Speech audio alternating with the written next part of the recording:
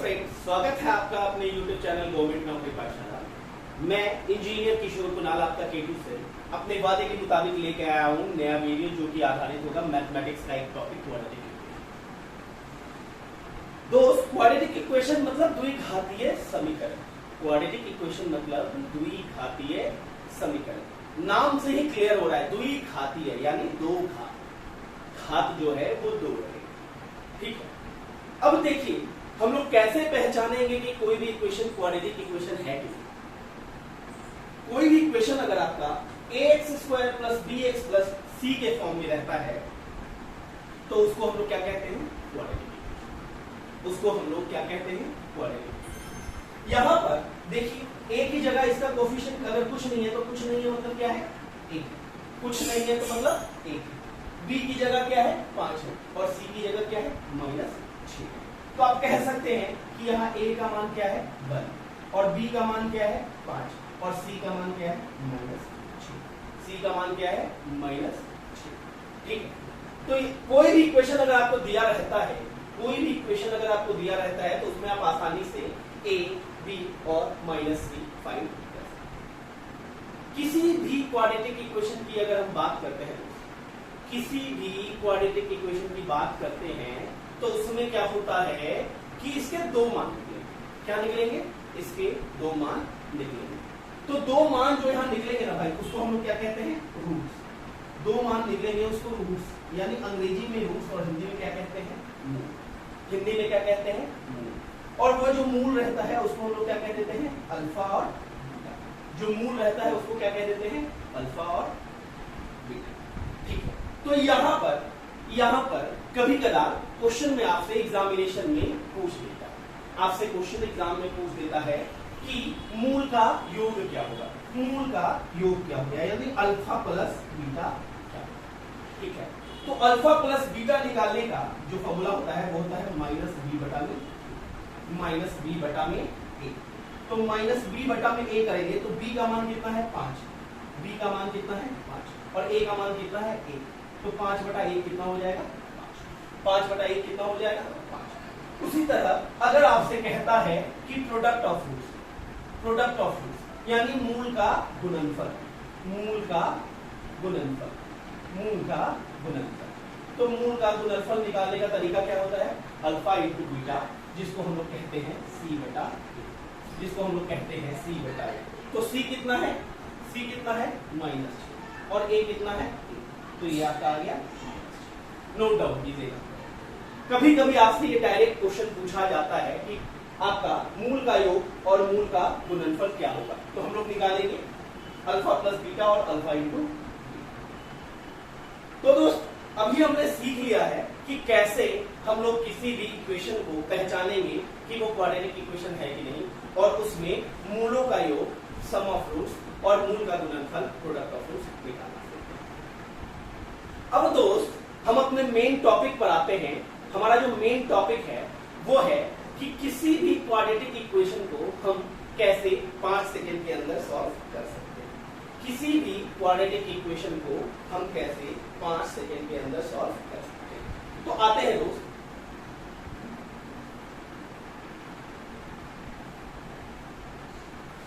Quadratic equation को solve करने का तरीका जो कि 5 सेकंड में हम लोग सीखेंगे कुछ एग्जांपल्स के माध्यम से। एक एग्जांपल लेता हूं। एग्जांपल है x² - 19x + 84। एग्जांपल है आपका x² - 19x + 84। एग्जांपल है आपका x² - 19x + 84। देखिए यहां पर समझने वाली बात है, यहां पर हमको कुछ समझने वाला बात है। वो समझने वाला बात क्या है हम देखेंगे। इसमें सबसे पहले हमको ये देखना पड़ेगा कि b का मान क्या है, पॉजिटिव है कि नेगेटिव। b का मान क्या है, पॉजिटिव है कि नेगेटिव। आपको तो ये पता चल ही गया होगा कि इस इक्वेशन में a, b और c क्या है।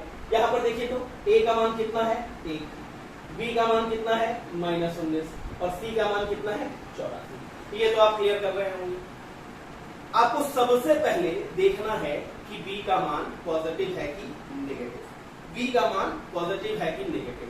अगर b का मान पॉजिटिव होता है तो कुछ करना पड़ेगा, और अगर b का मान नेगेटिव होता है तो कुछ करना पड़ेगा। लेकिन करना क्या पड़ेगा ये देखते हैं। आपका कह रहा है कि अगर, ध्यान से देखिएगा, b का मान क्या आएगा, या तो पॉजिटिव आएगा या तो नेगेटिव आएगा। b का मान या तो पॉजिटिव आएगा या तो नेगेटिव आएगा। अगर b का मान पॉजिटिव आता है तो आपको क्या करना होगा? b का मान अगर पॉजिटिव आता है तो आपको करना पड़ेगा b और c का साइन चेंज। b का मान पॉजिटिव होने पर b तथा c का साइन चेंज करेगा। b तथा c का साइन चेंज करेगा, ठीक है। और b का मान अगर नेगेटिव रहता है तो केवल b का साइन चेंज करेगा, b का साइन चेंज करेगा। बस आपको इतना ही ध्यान रखना है। अगर इतना ध्यान रख लेते हैं तो 5 सेकंड के अंदर आप आंसर निकाल सकते हैं। थोड़ी सी कुछ कैलकुलेशन होगी और 5 सेकंड में आंसर निकाल सकते हैं। मैंने क्या बताया कि b का मान अगर नेगेटिव होगा तो केवल b का साइन चेंज होगा, और अगर b का मान अगर पॉजिटिव होगा तो क्या करेंगे? दोनों का साइन चेंज करेंगे, b और c। तो देखिए यहाँ पर क्या है, b का मान क्या है? नेगेटिव है। तो b का मान अगर नेगेटिव है तो क्या है? केवल b का साइन चेंज करेंगे। b का साइन यहाँ पर क्या है? नेगेटिव, तो ये क्या हो जाएगा? प्लस। और c का साइन जस्ट का प्लस, प्लस का प्लस, c का साइन जस्ट का प्लस, प्लस का प्लस। ये आप समझ पा रहे हैं? ये आप समझ पा रहे हैं? उसके बाद हमारा जो पहला स्टेप क्या कहता है कि यहाँ का जो कोफिशिएंट रहता है, यहाँ पर कुछ कोफिशिएंट नहीं है तो क्या है? कोफिशिएंट 1। इसको आपको इससे गुना करना है, इसको आपको इससे गुना करना है। तो देखिए, तो 84 को 1 से गुना करेंगे तो क्या आ जाएगा? 84। 84 को 1 से गुना करेंगे तो क्या हो जाएगा? 84। यहाँ 84 का सिंबल देखिए क्या है? 84 का साइन है प्लस। 84 का साइन क्या है? प्लस। यानी 84 को हमको ऐसे दो भाग में बांटना है जिसको जोड़ने पर 19 आ जाए। 84 को ऐसे दो भागों में बांटना है जिसको जोड़ने पर क्या हो जाए? मान 19 आ जाए। तो भैया अगर यहाँ प्लस है तो जोड़ने पर आ जाए, अगर यहाँ माइनस रहता तो क्या करते? दोनों को घटाने पर आपका आ जाना चाहिए था। तो यहाँ पर देखिए 84 को अगर हम तोड़ेंगे तो क्या कह सकते हैं कि 12 और 7 में, 12 और 7 में, तो 12 और 7 मिलकर आपका क्या हो जा रहा है? 12 और 7 मिलकर क्या हो जा रहा है आपका? उसमें क्या करना है कि ये 12 आपका एक वैल्यू हो गया और दूसरा वैल्यू क्या हो गया? 12 आपका एक वैल्यू हो गया और दूसरा वैल्यू क्या हो गया? 7। ठीक है, तो यही आपका x का आंसर हो जाएगा, यही आपका x का आंसर हो जाएगा। उसमें क्या करते हैं कि ये जो कोफिशिएंट है उससे इसमें भाग भी देते हैं, कोफिशिएंट में भाग देते हैं। लेकिन यहाँ पर अगर कोफिशिएंट 1 है तो आपको कोई भी अंतर नहीं पड़ेगा, आपका आंसर क्या हो जाएगा? 12 और 7। एक ध्यान देने वाली बात ये है कि यहाँ पर आपका दो वैल्यू आ रहा है, एक आ रहा है 12 और एक आ रहा है 7। तो यहाँ पर ध्यान देने वाली बात ये है कि आगे में हमेशा क्या है? बड़ी वैल्यू, आगे में हमेशा बड़ी वैल्यू रखेंगे, आगे में हमेशा बड़ी वैल्यू रखेंगे। यहाँ पर हमेशा आगे में क्या होगा? बड़ा, उसके बाद फिर क्या होगा? आगे में हमेशा बड़ा और उसके बाद क्या होगा? छोटा। तो भैया x का मान यहाँ हमारा आया है 12 और 7।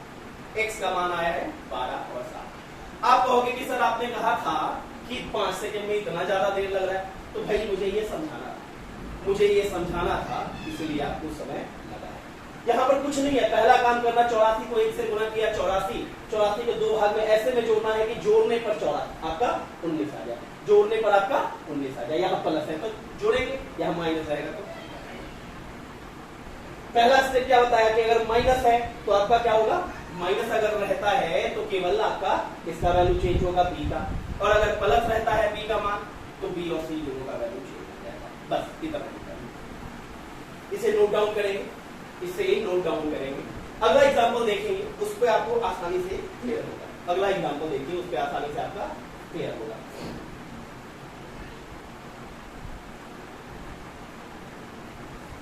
अगला एग्जांपल है एक्स स्क्वायर माइनस का 20x माइनस का 96, एक्स स्क्वायर माइनस का 20x माइनस का 96। पहला 96 को 1 से गुना किया, 96 को 1 से गुना किया तो क्या आ गया 96। 96 को अब ऐसे भागों में तोड़ना है कि घटाने पर, यहाँ क्या है साइन माइनस, यहाँ क्या है साइन माइनस, तो यानी 96 को ऐसे दो भाग में तोड़ना है कि घटाने पर क्या आ जाए, घटाने पर क्या आ जाए 20 आ जाए, घटाने पर क्या आ जाए 20 आ जाए।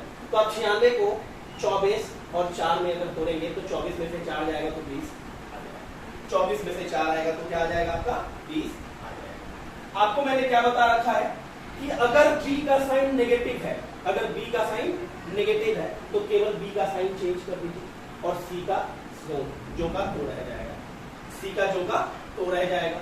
तो भैया यहाँ पर क्या आया 24 और 4, यहाँ पर क्या आया 24 और 4, तो बड़ी वाली वैल्यू आगे और छोटी वाली वैल्यू पीछे, यही आपका x का, यही आपका x का आंसर होगा 24 और 4। कितने देर लग रहा है दोस्तों, मैंने कहा था कि 5 सेकंड। पहला स्टेप देखेंगे माइनस है, माइनस रहने पर क्या होगा b का वैल्यू चेंज और c का जो का तो। उसके बाद क्या होगा 96 को देखें 96, यहाँ पर माइनस है तो ऐसा दो भाग में तोड़ना है कि घटाने पर आपका 20 हो जाए। 24 में से 4 आ रहा है, बड़ा वाला वैल्यू आगे छोटा वाला वैल्यू, बड़ा वाला वैल्यू आगे छोटा वाला वैल्यू।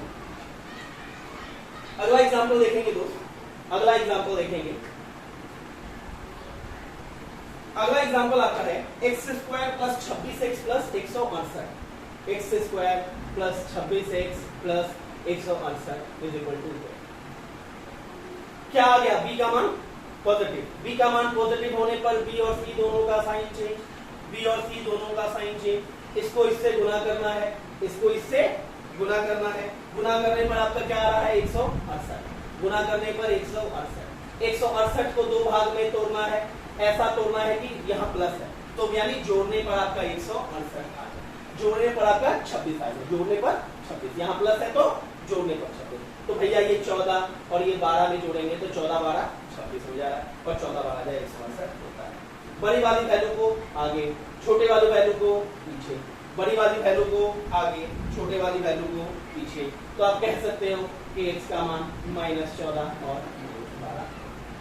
समझ पा रहे हैं कितने आसानी से हम लोग इसको सॉल्व कर रहे हैं, समझ पा रहे हैं कितने आसानी से सॉल्व कर रहे हैं। अगला एग्जांपल देखते हैं तो अगला एग्जांपल क्या कह रहा है आपका, अगला एग्जांपल कह रहा है 12x square minus 23x plus 11।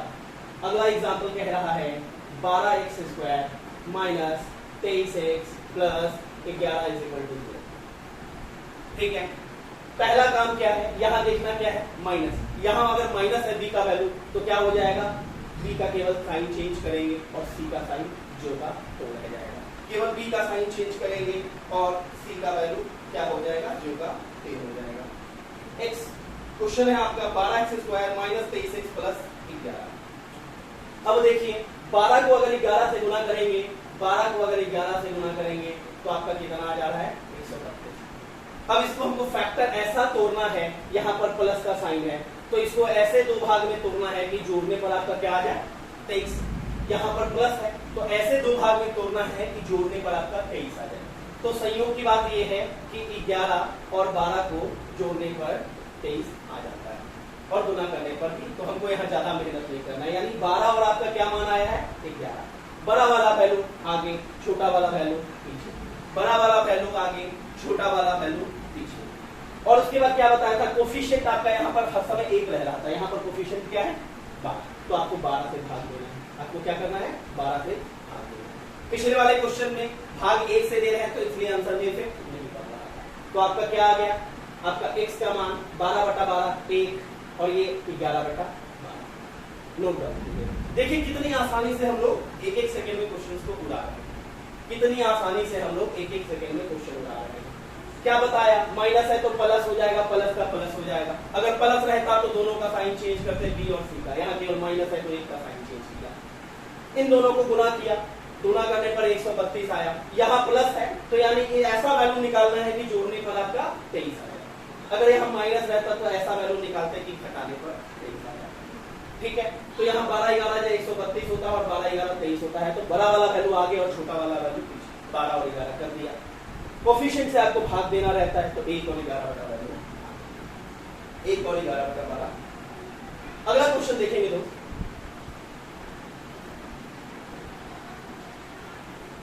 अगला क्वेश्चन है 3x² minus 19x plus 30, 3x² minus 19x plus का 30 इज इक्वल टू, क्या बताया है, b का वैल्यू सबसे पहले चेक करना है, b का वैल्यू नेगेटिव है कि पॉजिटिव। अगर नेगेटिव b का वैल्यू है तो केवल b का मान चेंज करेंगे, c का ज्यो का त्यों, और अगर b का पॉजिटिव है तो b और c दोनों का चेंज करेंगे। यहाँ b का नेगेटिव है तो इसका करेंगे चेंज, और ये प्लस है तो ज्यो का त्यों हो जाएगा। अगला काम 30 दिया 90, अगला काम 30 दिया 90, 90 को दो भाग में ऐसे तोड़ना है, यहाँ प्लस है तो मतलब जोड़ने पर 19 आ जाए। 90 को ऐसे दो भाग में तोड़ना है कि जोड़ने पर 19 आ जाए। 90 को तोड़ेंगे क्या चीज, 10 और 9, 90 को तोड़ेंगे क्या, 10 और 9 में लिखना है, यहाँ है बड़ा वाला वैल्यू आगे, छोटा वाला वैल्यू पीछे लिखा गया।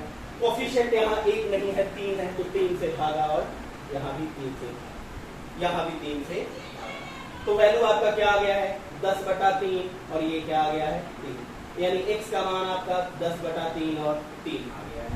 आपसे मैंने कहा था कि 2 सेकेंड 4 सेकेंड 5 सेकेंड के अंदर किसी भी क्वाड्रेटिक इक्वेशन को आप सॉल्व कर सकते हैं। ठीक है, तो दोस्त कुछ और एग्जांपल्स आप लोग अपने से सॉल्व करके देखेंगे, कुछ और एग्जांपल्स आप लोग अपने से सॉल्व करके देखेंगे कि कैसे इसको हम लोग निकालते हैं। ठीक है, 1 से 2 सेकेंड, मैक्सिमम 4 से 5 सेकेंड अगर फैक्टर आप कर लेते हैं तो कोई बड़ा इक्वेशन आता है, तो वरना आप आसानी से निकाल सकते हैं। कुछ और क्वेश्चन देखते हैं हम लोग जिसमें पूछे जाते हैं एग्जाम में क्वाड्रेटिक इक्वेशन से रिलेटेड। कभी कभी क्वेश्चन पूछता है, आपको कह रहा है कि 2x² minus 2x² minus 3x plus 4, 2x² minus 3x plus 4 कह रहा है कि समीकरण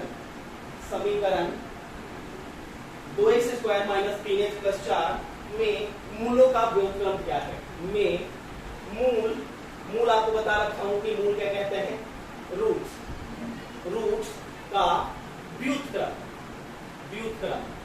व्युत्क्रम का मतलब होता है दोस्त रेसिप्रोकल। व्युत का मतलब क्या होता है, रेसिप्रोकल। कह रहा है कि क्या है। ठीक है, अब देखिए सबसे पहले समझते हैं कि रेसिप्रोकल होता क्या है।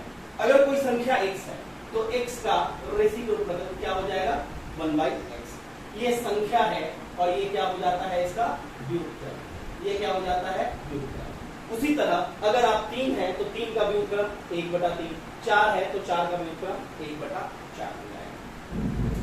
तो कह रहा है भाई कि रूट्स का व्युत्क्रम क्या है, रूट्स का व्युत्क्रम क्या है। ठीक है, रूट्स का व्युत्क्रम का योग क्या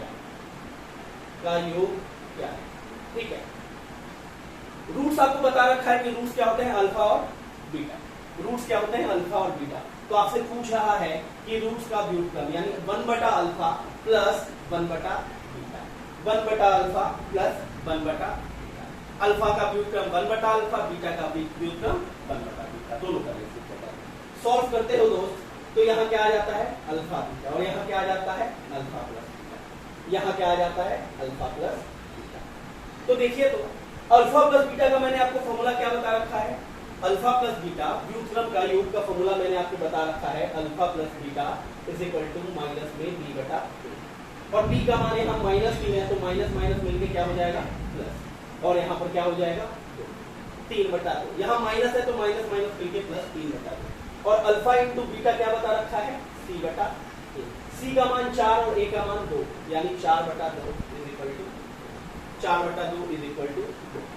अब अल्फा प्लस बीटा का यहाँ पर अगर करते हैं वैल्यू तो क्या हो जाता है 3/2, और अल्फा इंटू बीटा का वैल्यू क्या हो रहा है 2, तो यानी यहाँ पर ये 2, तो इसका वैल्यू आपका क्या आ जाएगा 3/4। इसका वैल्यू आपका क्या हो जाएगा 3/4। नोट डाउन करें,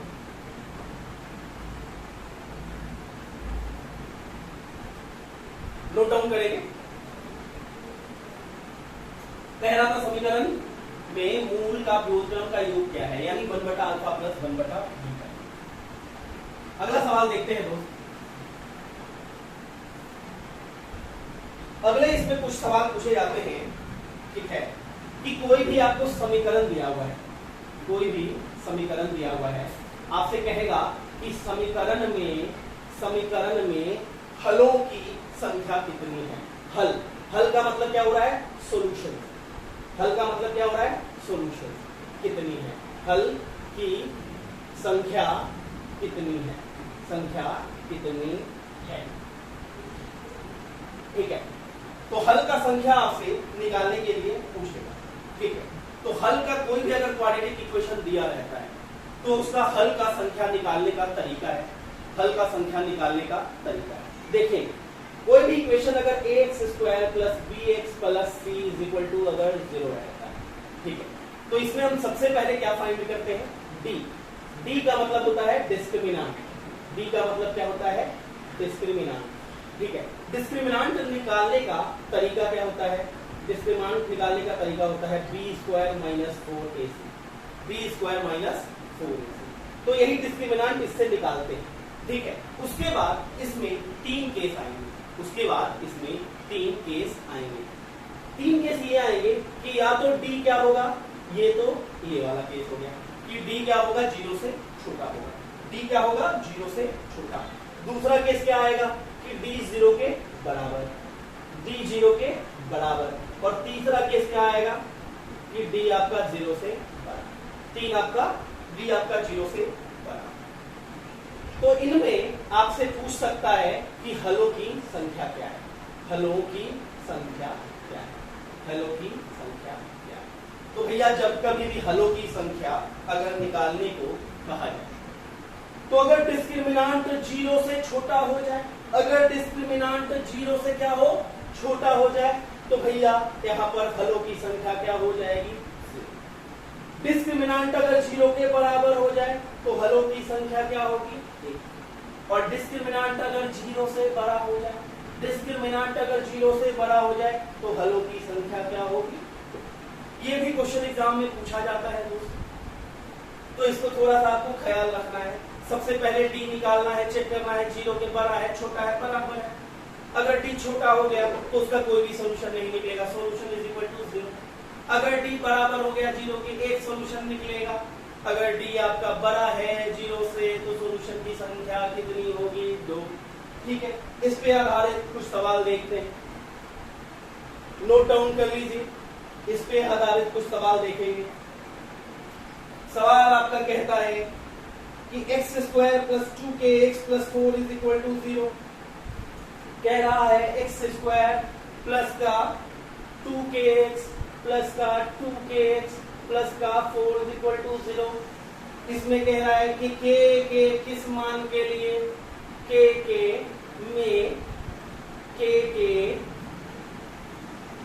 किस मान के लिए, k के किस मान के लिए हल निकलेगा, k के किस मान के लिए हल निकलेगा। कह रहा है कि k के किस मान के लिए हल मतलब सॉल्यूशन निकलेगा, ठीक है। k का जो मान दे रखा है, ऑप्शन आपका दे रखा है, ऑप्शन है आपका 0, a में 0 0, b में 0,2, c में 2,0, c में 2,0 और d में आपका ऑप्शन दे रखा है प्लस माइनस 2, प्लस का 2, माइनस का 2, प्लस का 2 और माइनस का 2। इसको कर दीजिए 0 और माइनस। तो देखिएगा इस तरह के सवाल को हम लोग कैसे करेंगे। इक्वेशन दे रखा है बाबू 2x square plus 2kx plus का 4। हल पूछ रहा है कि किसके लिए निकलेगा, चेक करते हैं हल का क्या होगा। ये इसका इज इक्वल टू 0 दे रखा है, d निकालते हैं, d बराबर क्या होगा, b square minus 4ac, b square minus 4ac। b का मान कितना है 2k, b का मान कितना है 2k, 2k का होल स्क्वायर माइनस 4, a का मान 1, c का मान 4, ठीक है। तो ये क्या आ गया, 4 का k स्क्वायर माइनस का 16, 4 का k स्क्वायर माइनस का 16। अब देखो यहाँ पर कह रहा है कि हल निकलेगा, हल निकलेगा तो हम मान के चलते हैं कि कम से कम एक हल तो निकलेगा, एक हल तो निकलेगा। हल निकलने का क्या होता है, एक हल निकलने का d इज इक्वल टू 0 कर देते हैं, तो आप कह सकते हैं कि 4 का k स्क्वायर माइनस का 16 इज इक्वल टू 0। तो आप क्या कर सकते हैं, k square 4k square is equal to 16। तो आपका k का मान इज इक्वल टू 16/4 का root under is equal to plus minus 2। यानी कह सकते हैं कि k का मान 2 और -2 अगर होता है तो आपका क्या होगा, इसका हल निकलेगा। नोट डाउन करेंगे दोस्तों, नोट डाउन करेंगे। अगला सवाल देखेंगे।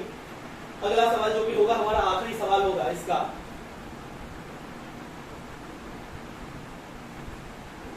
इसमें आपसे अगर क्वेश्चन कहता है, एक इक्वेशन दे रखा है x का पावर 2/3 प्लस x का पावर 1/3 इज इक्वल टू 0 में वास्तविक हलों की संख्या क्या है, में वास्तविक हलों की संख्या क्या है। पूछ रहा है कि इसमें कितना सॉल्यूशंस निकल सकता है। जो ऑप्शन दे रखा है, एक ऑप्शन दे रखा है, एक ऑप्शन आपका है ए में 1, बी में ऑप्शन 0, सी में ऑप्शन 2 और डी में ऑप्शन 17। डी में ऑप्शन 17 देखते हैं दोस्त। x का पावर 2/3 प्लस x का पावर 1/3 इज इक्वल टू 0। इसको हमको सही फॉर्म में लाना पड़ेगा। दोनों साइड अगर क्यूब कर देंगे, दोनों साइड अगर क्यूब कर देंगे, x का पावर 2/3, x का पावर 1/3 अगर क्यूब करेंगे तो ये लिख सकते हैं। इसको अगर क्यूब करेंगे तो क्या होता है, a प्लस b का होल क्यूब बराबर a cube plus b cube plus 3ab गुना में a प्लस b, गुना में a प्लस b। यही ना होता है जी। तोड़ेंगे क्या होगा, इसका क्यूब करेंगे तो यानी ये क्या हो जाएगा, एक्स स्क्वायर। ए क्यूब हो गया, इसका क्यूब करेंगे तो यानी क्या हो जाएगा, X. A cube plus B cube plus 3ab 3 गुना x का पावर 2/3 गुना x का पावर 1/3 3ab हो गया। अब गुना में a प्लस b यानी x का पावर 2/3 प्लस x का पावर 1/3, x का पावर 1/3। क्वेश्चन में थोड़ा सा देखेंगे दोस्त, यहाँ पर ये मान 2 दिया हुआ है, यहाँ पर ये मान 2 दिया हुआ है, तो ये 2 का क्यूब मिलके क्या हो जाएगा, 8। 2 का क्यूब हो जाएगा 8, तो यहाँ पर ये 8 दिया हुआ है। देखेंगे क्या हो रहा है, एक्स स्क्वायर प्लस का एक्स, इसको सॉल्व करेंगे तो क्या आ जाएगा, 2 का 3 और 1 का 3 यानी x का पावर 3/3 यानी x, तो ये क्या आ जाएगा 3x। और ये यहाँ पर 2 का 3 1 का 3 का मान कितना दिया हुआ है, 2, तो गुना में 2 और is equal to 8, is equal to 8। तो हम कह सकते हैं x का स्क्वायर प्लस 3 दूना 6x, ये x मिला के 7x प्लस और ये आपका क्या आ जाएगा माइनस का 8 is equal to x square plus 7x minus 8 is equal to 0 आ गया। अब ये इक्वेशन है ax square plus bx plus c के फॉर्म में, जहां पर a का मान क्या है 1, b का मान क्या है 7 और c का मान क्या है माइनस का 8। तो यहाँ पर हम क्या करेंगे, अब यहाँ पर हम क्या करेंगे अब कि यहाँ पर अब हम d निकालेंगे। तो d का क्या होता है b स्क्वायर माइनस का 4c, b का मान कितना 7, तो कह सकते हैं 7 का स्क्वायर माइनस 4 गुना 1 गुना 8 माइनस का 4 गुना 1 गुना माइनस का 8, 4 गुना 1 गुना माइनस का 8। नोट डाउन करेंगे 4 गुना 1 गुना माइनस का 8।